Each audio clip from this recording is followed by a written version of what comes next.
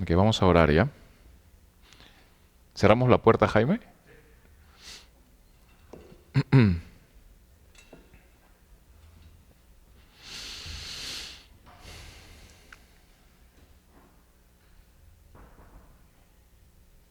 Señor, te damos gracias, Dios mío.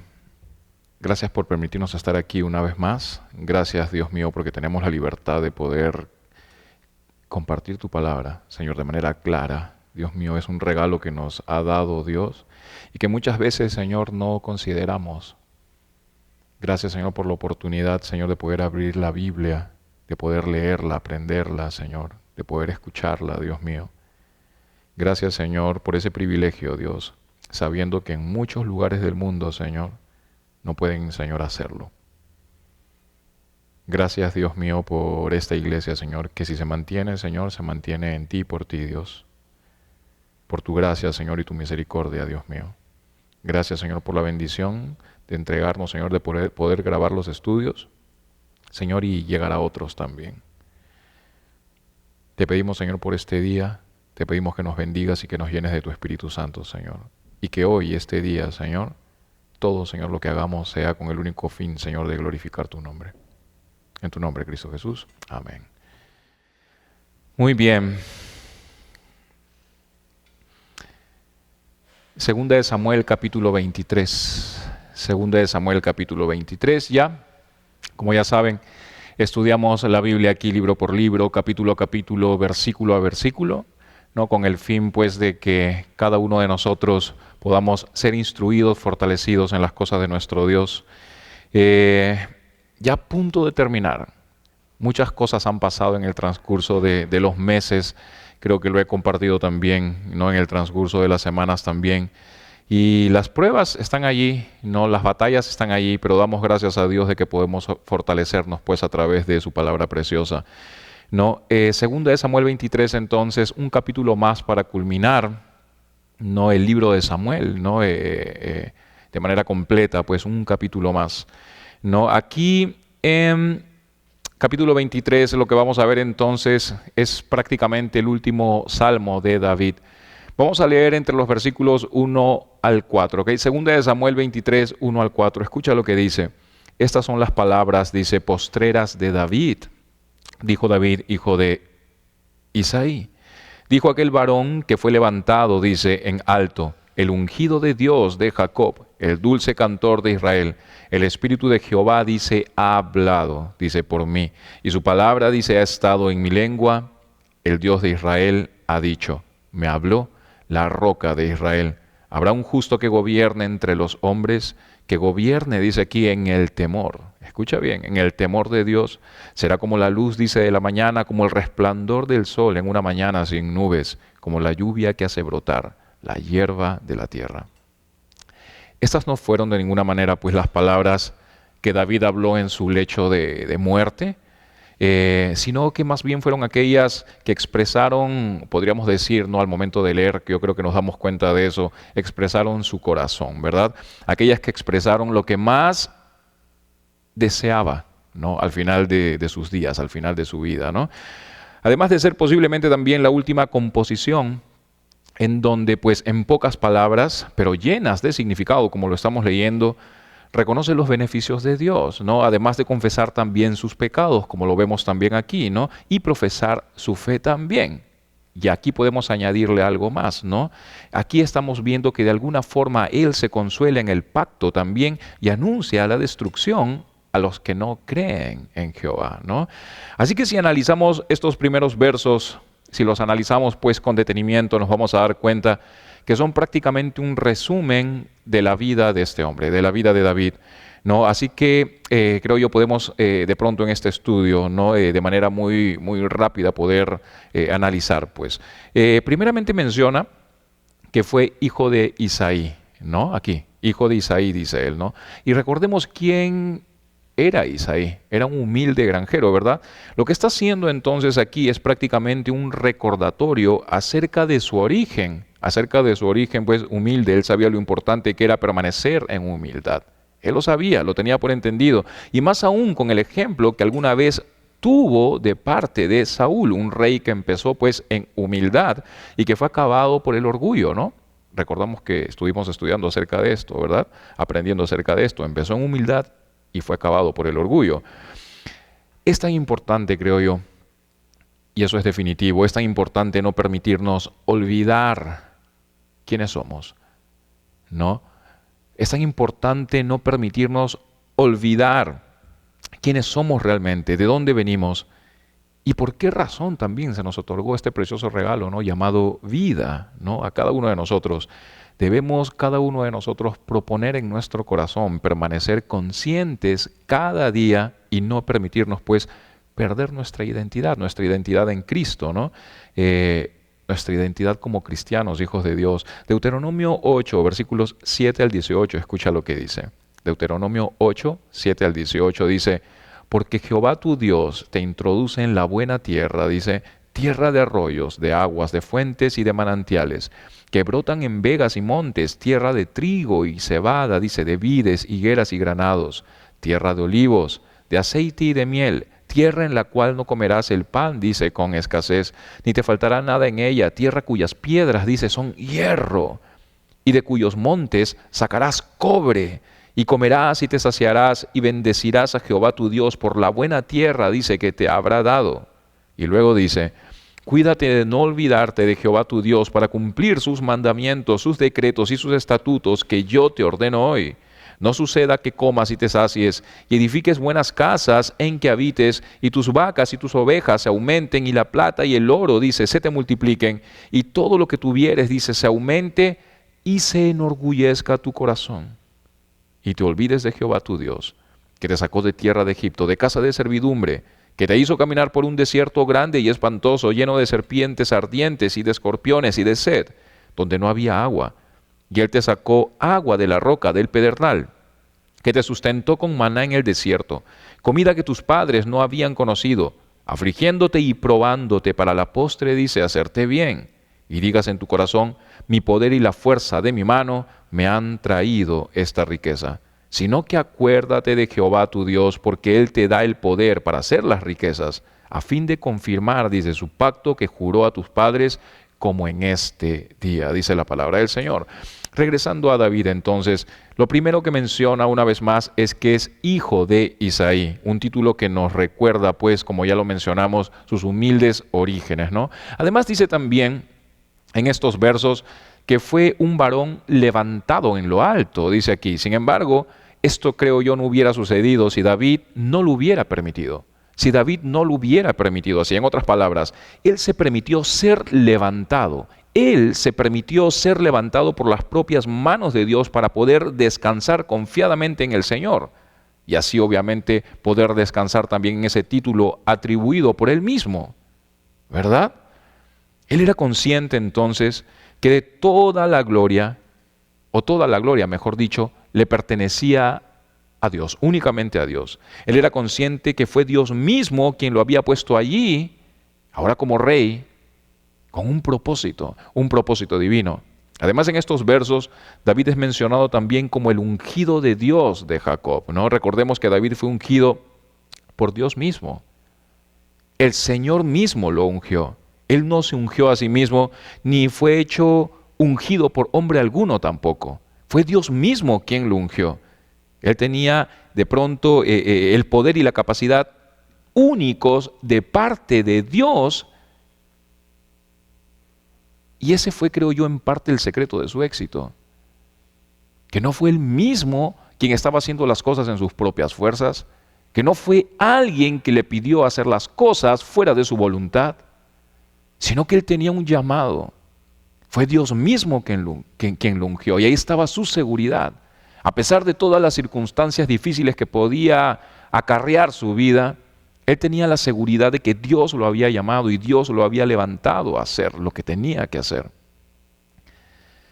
Así que hay que recordar que si cada uno de nosotros tenemos la certeza de que Dios nos ha llamado, no debemos de ninguna manera dudar. De ninguna manera, sea lo que sea que pase, no podemos dudar. Así que tampoco podemos de pronto, así como no podemos dudar, tampoco podemos de alguna manera reclamar o hacer algún tipo de reclamo, ¿verdad? Solo nuestra función sería entonces la de ponernos de rodillas y ser obedientes a Dios. No importa si todo a nuestro alrededor parece adverso, ¿verdad? Tenemos que seguir constantes.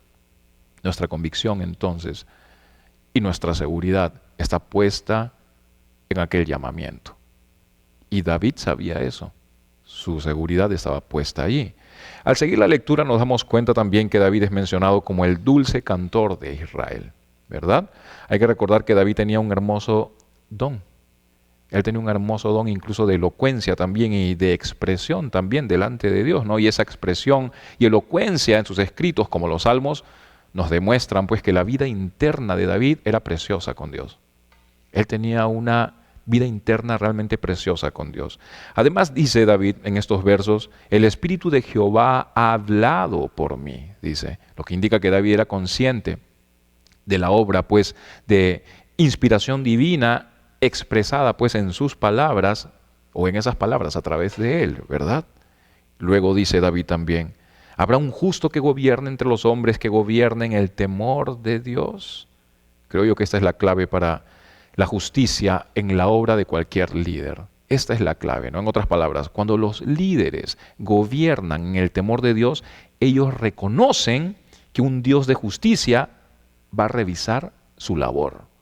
Me dejo entender, revisa su trabajo y va a demandar también cuenta de cómo está dirigiendo el trabajo que Dios les ha permitido tener. Así que será fácil notar a aquellos que sirven en el temor de Dios y a aquellos que sirven por razones que nada tienen que ver con el llamado divino. Lo vas a notar fácilmente. Cuando escuchamos todo esto, entonces, podemos imaginarnos a un David perfecto, ¿verdad? O casi perfecto, ¿no? Sin errores. Todo suena bien, todo suena muy bonito, ¿verdad? Sin embargo, no todo fue color de rosas en el reinado de David. Y eso lo sabemos y somos conscientes de eso. La palabra de Dios lo muestra, ¿verdad? Es transparente y más claro que el agua, ¿verdad? Desde una perspectiva podría decirse que el reino de David fue un desastre. Desde una perspectiva, ¿verdad? Recordemos que sufrió por un oscuro, pues, escándalo durante su reinado. Sufrió bajo las repetida crisis también, o repetidas crisis familiares que tuvo en algún momento también, lo que ocasionó pues un intento de insurrección de su propio hijo, ¿no? Absalón, lo vimos en algún momento también, lo que ocasionó también y trajo pues una guerra civil, y si no me equivoco fueron 3 años de hambruna también, ¿no? Que sucedieron o suscitaron a raíz de todo esto, ¿verdad? Y podríamos seguir con la lista. Entonces, ¿fue un gobierno perfecto? ¿Israel fue gobernado por un rey perfecto? Definitivamente no. Incluso en contraste con David, el reinado de su hijo Salomón parecía perfecto, ya que Salomón pues disfrutó de un reinado de completa paz, a comparación de David, ¿verdad? Salomón reinó o tuvo un reinado de gran prosperidad también, ¿no? Prominencia, gloria, ¿no? Sin embargo, la Biblia solamente tiene elogios para David, si te has dado cuenta. La Biblia solamente tiene elogios para David y su reino en contraste con Salomón, quien apenas pues es mencionado en el resto de las escrituras, y cuando lo es casi incluso con doble intención. ¿Me dejo entender? ¿Cuál fue la diferencia entonces entre David y Salomón? ¿Cuál fue la diferencia entre David y Salomón? Pues esa diferencia se encontraba en sus diferentes relaciones con Dios, ¿no? Puedes leer el Salmos 84:10 para que te des cuenta un poco de lo que estoy hablando. La pasión de Salomón, o la pasión que tenía Salomón, generalmente era de mejora personal. Sí, eso era así. Sin embargo, David soportó hasta el final, amando y sirviendo a Dios hasta lo último de su vida, a diferencia pues de Salomón, quien se olvidó de Dios en sus últimos años. Me dejo entender, en otras palabras, David fue un hombre que a pesar de todo lo que pasó en su vida, siempre intentó confiar en Dios.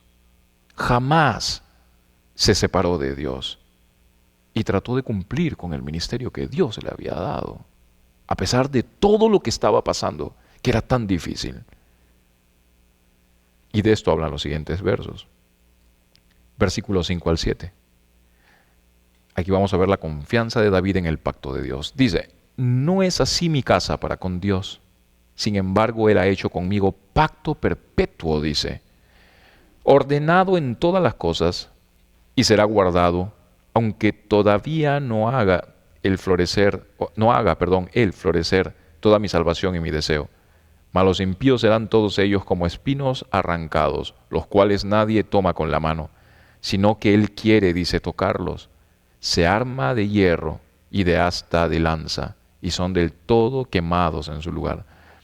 David vio toda la bendición del reinado de un gobernante justo, y supo que su reinado, pues, de algún modo se quedaba corto, ¿verdad?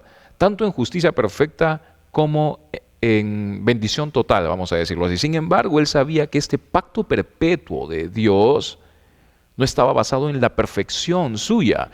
Este pacto perfecto de Dios no estaba basado en la perfección de David como gobernante, sino más bien en el compromiso lleno de gracia de Dios.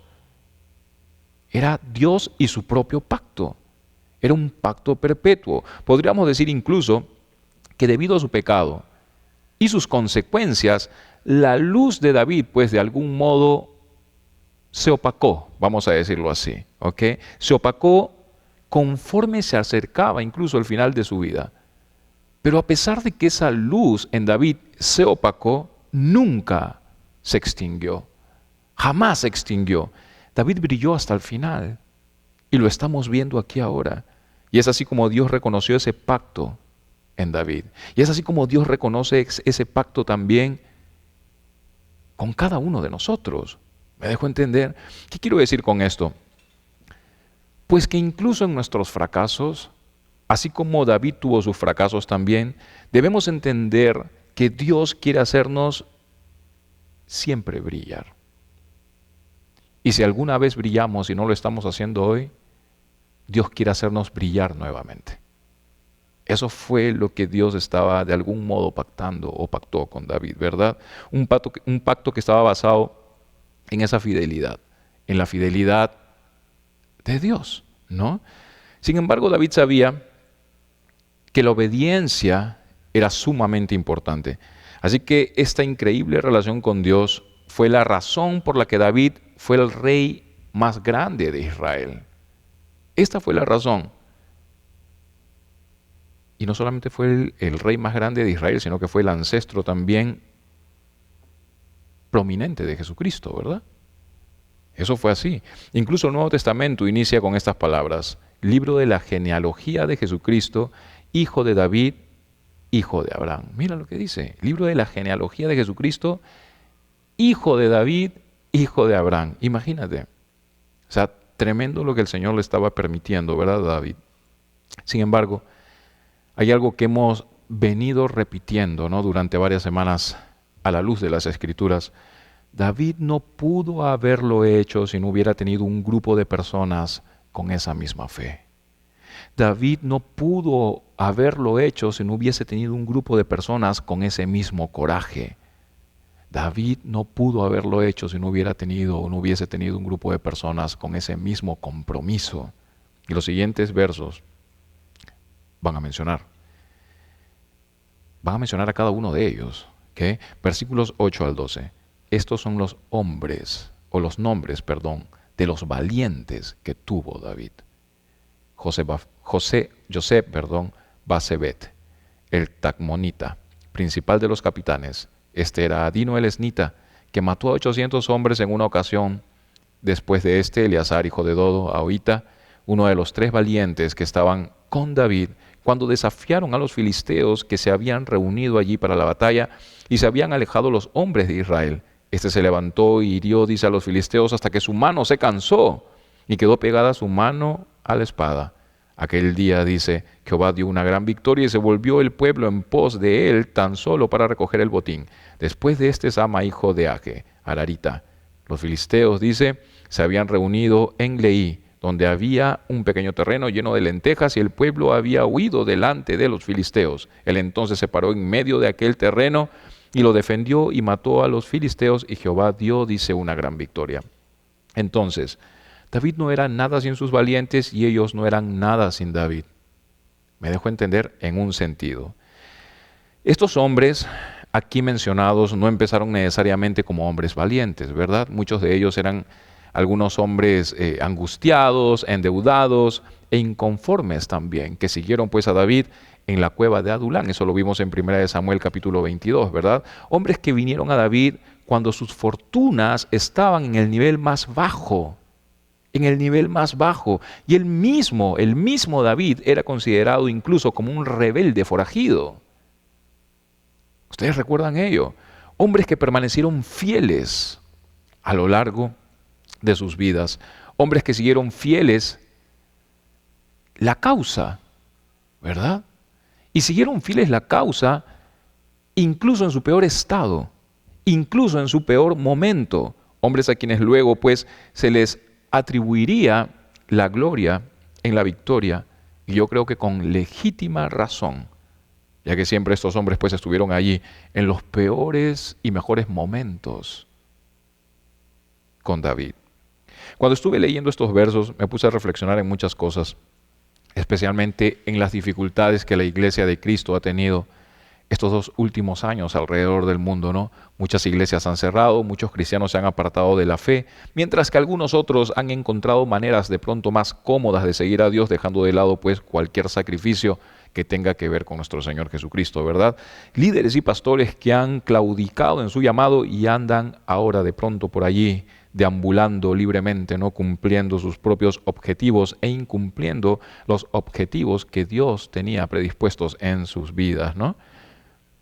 Estos versos me hicieron pues pensar y concluir de manera definitiva que el triunfo de la iglesia como un todo, escucha bien, el triunfo de la iglesia como un todo depende de la victoria personal de cada cristiano. El triunfo de la iglesia depende de la victoria personal de cada cristiano. En otras palabras, nuestra victoria, en otras palabras, nuestra vida, nuestro testimonio personal son importantes para la causa de Dios hoy. ¿Me dejo entender?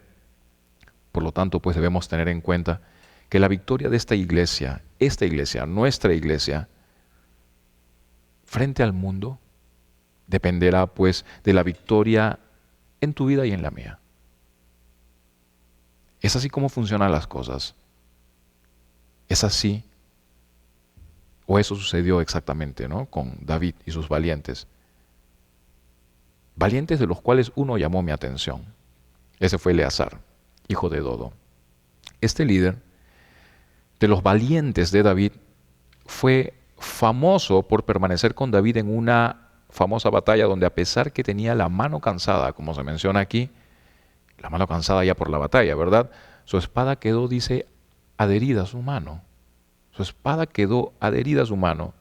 Dice literalmente que su espada quedó pegada a su mano. Mientras estaba pensando en eso, me puse a pensar y me pongo a pensar en este momento incluso, ¿no? ¿Cuál puede ser la condición tuya en este momento, ¿no? Quizá tuviste una semana difícil, quizá pasaste por muchas cosas o estás pasando por dificultades en este momento, pero debes recordar lo que hizo Eleazar aquí. Nunca soltó la espada.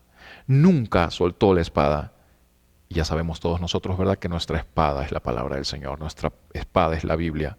Este Eleazar siguió en pie solitariamente hasta la victoria. Solitariamente hasta la victoria. Un ejemplo para nosotros también, ya que de algún modo pues la valentía solitaria es la que se espera de los creyentes. Es esa valentía solitaria la que se espera de cada uno de los creyentes. Será un tiempo a solas, o en tu tiempo a solas, en el que tendrás que demostrar cuán valiente eres. ¿Me dejo entender? En ese tiempo a solas es donde tú serás probado. A veces me preguntan, y varias veces, ¿por qué en vez de invertir de pronto tiempo en el estudio de la palabra, no invierto tiempo en buscar de pronto algún tipo de estrategia, ¿verdad?, que pueda sacar esta iglesia a flote, ¿no? Sin embargo, a ellos quiero decirle que si hay algo que nos ha hecho permanecer hasta el día de hoy de pie ha sido únicamente la palabra de Dios. La palabra de Dios. No hemos tenido más que ofrecer en esta iglesia, sino solamente la palabra de Dios. Y aquí estamos los que estamos, ¿verdad? Con una iglesia golpeada, sí, por supuesto que sí, muy golpeada, pero de pie. Aquí estamos, ¿verdad? Mi compromiso definitivamente está puesto en la palabra de Dios y mi deseo es que podamos desarrollar en este lugar un grupo de hombres y mujeres que conozcan la verdad y que sepan también lo que el Señor demanda en cada una de sus manos. ¿Me dejó entender? Hombres y mujeres que sean resueltos con la ayuda del Espíritu Santo a pelear la buena batalla por su Señor, por su Dios. Eso es lo que queremos aquí. Sin importar si tienes a alguien a tu lado o no. Hombres y mujeres resueltos a la batalla. Hay un himno que dice incluso, atrévanse a ser un Daniel. Atrévanse a permanecer solos. Atrévanse a tener un propósito firme. Atrévanse a hacerlo saber, dice ese himno.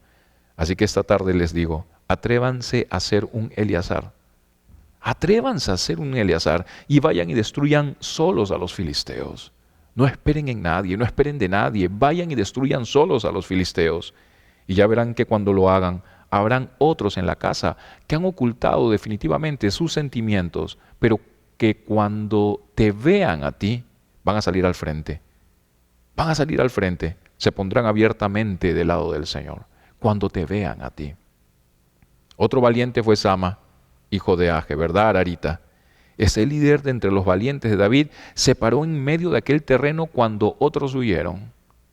Ahí lo estamos viendo. Se paró en medio de aquel terreno cuando los demás huyeron y él permaneció ahí solo hasta que Jehová le dio una gran victoria.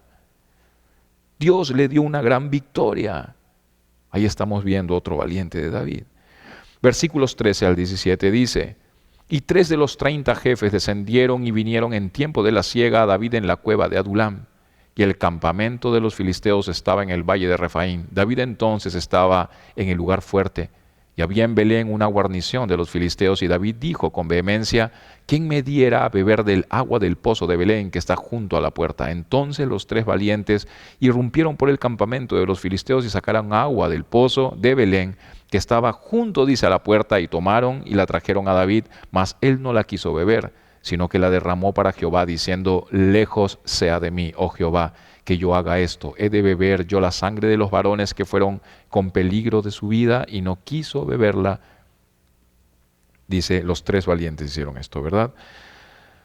Recordemos que David pasó tiempo en esta cueva donde aquellos que serían pues sus valientes llegaron a él, ¿no? Eso lo vimos en 1 Samuel 22.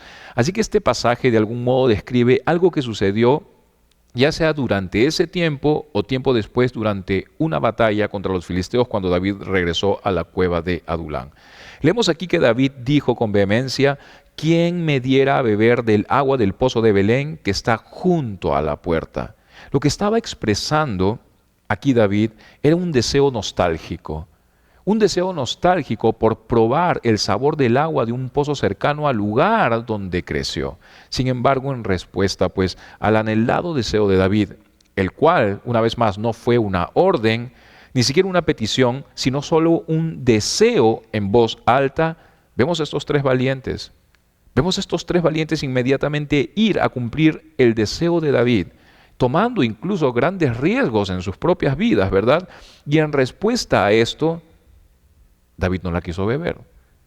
No es que era un hombre arrogante, no, él no la quiso beber. La derramó, dice aquí, ¿no? Y en realidad la derramó para Jehová. En otras palabras, David se sintió tan honrado por el sacrificio de estos 3 hombres valientes que sintió que el agua que se le estaba ofreciendo era demasiado buena para él y digna, pues, de ser derramada en sacrificio a Dios. Y por eso hizo lo que hizo. Él creyó que el gran sacrificio de estos 3 hombres solamente podía ser honrado dándole esa agua a Jehová. ¿Me dejó entender? Él no quería ser servido, ¿verdad? Él consideró esta agua demasiado preciada como para tomar un trago para sí. Así que la derramó delante del Señor. por respeto religioso, podríamos decirlo incluso. Versículos 18 al 23. Aquí se muestran otros dos hombres notables, ¿verdad? Otros hombres notables entre los valientes de David.